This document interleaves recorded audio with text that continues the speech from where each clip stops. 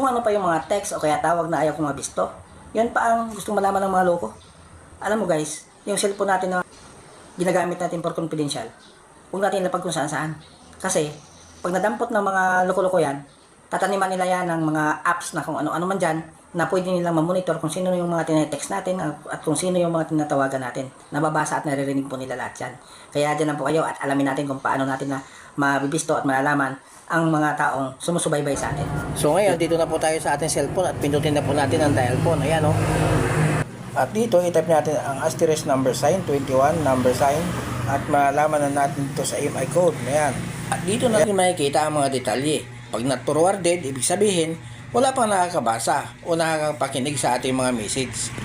At kung sakali may nakalagay na forwarded dito, ibig sabihin may nakakakinig o nakakabasa sa ating mga message.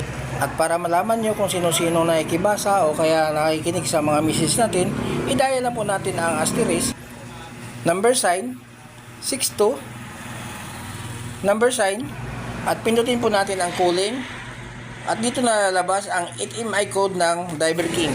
At dito na natin malalaman na kung sino-sino ang mga nakikinig at nakikibasa sa ating mga messages. Guys, kung nakatulong, paki-like and share. Bye-bye!